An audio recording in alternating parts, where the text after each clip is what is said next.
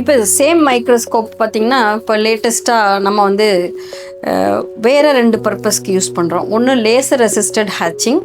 அது வந்து laser machine மூலமாக மிக நுண்ணிய துளைகள் மைக்ரோ மில்லிமீட்டரில் நமக்கு அந்த கரு உயிரோட அவுட்டர் ஜோனா பெலூசிடாங்கிற அந்த ஜவ்வில் வந்து தேவையான அளவு அதை உரித்து எடுத்துட்டோம்னா கர்ப்பப்பைக்குள்ளே அது ஈஸியாக நமக்கு வந்து இம்ப்ளான்ட் ஆகிறது, அதாவது ஒட்டி வளரக்கூடிய அந்த ஒரு ஆப்பர்ச்சுனிட்டியை நம்ம அதிகம் பண்ணி கொடுக்கறதுனால ஏஜ் அதிகமான கப்புள், அதாவது ஒய்ஃபுக்கு ஏஜ் 30-35 வயசுக்கு மேற்பட்டவங்களுக்கு அந்த வெளிப்புற ஜவ்வு வந்து உங்களுக்கு கெட்டியாக இருக்கும்.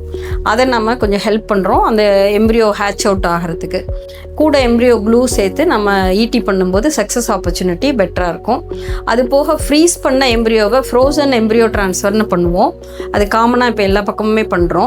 அந்த ஃப்ரீஸ் பண்ண எம்ப்ரியோவோட அவுட்டர் ஜவ்வு அந்த ஜோனாங்கிற அந்த ஜவ்வுமே வந்து கெட்டியாக இருக்கிறதுனால நம்ம வந்து லேசர் அசிஸ்டட் ஹேட்சிங் பண்ணிவிட்டு உள்ளே வைக்கும்போது உங்களுக்கு கருவுறும் வாய்ப்புகள் கூடுதலாக இருக்கும். Genesis IVF Advanced Fertility Clinic.